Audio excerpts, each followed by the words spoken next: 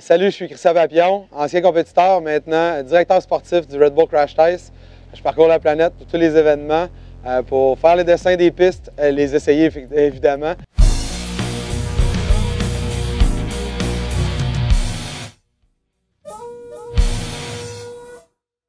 L'événement a bien fonctionné ici à Québec en 2006, donc Red Bull a décidé de le ramener en 2007, où là, je n'ai pas manqué ma chance de m'inscrire aux qualifications. Ça s'est très bien passé pour moi aux qualifications. Je suis rentré troisième. Ensuite, ici, j'avais la chance de participer au premier événement qu'il y avait ici devant le Château Frontenac. J'ai offert la meilleure performance jusqu'à ce jour pour un Québécois. J'ai terminé cinquième. Ici, exactement où on se tient, je me suis blessé à un genou. Je me suis déchiré un ligament dans un genou, ce qui a mis fin à ma fin de semaine de course et aussi en quelque sorte à ma carrière de compétiteur dans ce merveilleux monde de Red Bull Crash Test. Une journée typique dans ma vie comme directeur sportif, dès le moment ou dès la journée où les gars sautent sur la patinoire, c'est vraiment de superviser l'équipe sportive sur le terrain, donc tous les gens qui donnent les services aux athlètes au départ, à l'arrivée, mais aussi les équipes médicales et les arbitres marshals qui sont tout autour de la piste. Vraiment m'assurer que tout se passe bien, que les athlètes sont en sécurité et que l'horaire est soutenu aussi du début jusqu'à la fin de la journée. On a ici à Québec, par exemple, une piste de près de 600 mètres. On a, je crois, 594 mètres exactement de piste glacée. Donc, c'est grosso modo 5 semaines de construction et de production pour monter le setup. Pour pouvoir accéder à un événement comme celui-ci, un événement de championnat du monde, on a les athlètes internationaux qui sont là d'événement en événement, qui ont, eux, taillé leur place au cours des années. Pour quelqu'un qui voudrait se lancer ou prendre l'opportunité ou de vouloir accéder au championnat du monde, il y a un processus de qualification. Donc, évidemment, les joueurs de hockey ont les atouts primaires, si on veut, pour accéder au grand circuit, mais aussi, c'est pas seulement les seuls atouts qu'on a besoin. Tout ce qui est quelque chose lié au downhill, donc le mountain bike, le ski, le snowboard, par exemple, sont des atouts importants. Aussi le air, tous les sports qui nous lancent dans les airs ou font contrôler notre corps.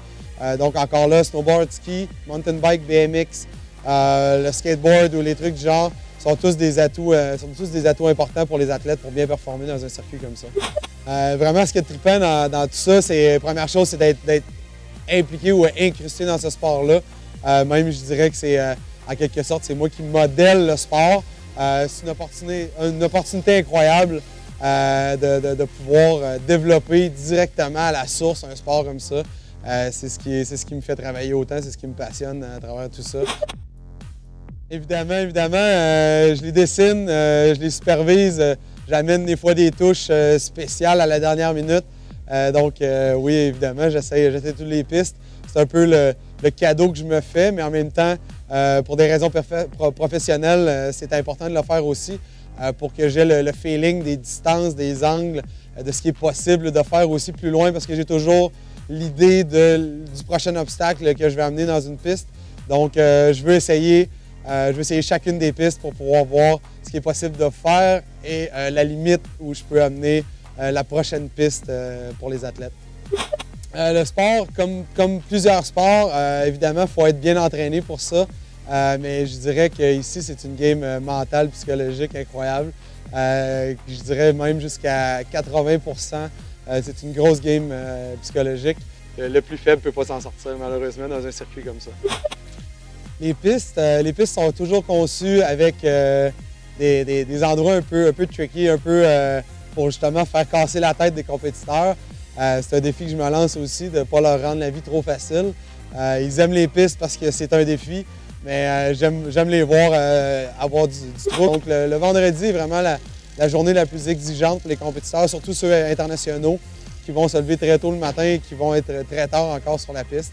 Le samedi est une journée de relaxation où ils vont soigner les petits bobos et se préparer physiquement et surtout mentalement pour la grande finale du samedi soir.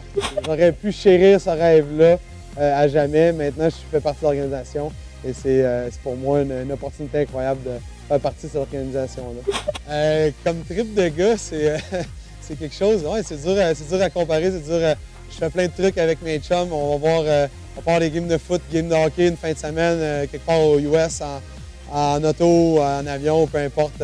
On fait plein de trucs différents. On va à la pêche, on va en motocross, on fait plein de trucs. Mais ça, c'est une aventure assez particulière avec une bonne gang. On a des hauts, des bas, il faut travailler fort. On a des obstacles qui nous surviennent toujours au visage. Mais à la fin, oui, c'est certainement jusqu'à maintenant le plus gros trip de gars, le plus gros rush. C'est épuisant, mais en même temps, c'est tellement satisfaisant de voir les résultats. Je peux pas dire qu'il y a d'autres choses qui ont surpassé ça jusqu'à maintenant.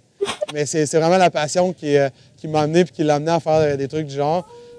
Puis ça, ça m'a nettement fait comprendre qu'il fallait que je suive mes passions dans tout ce que je voulais accomplir.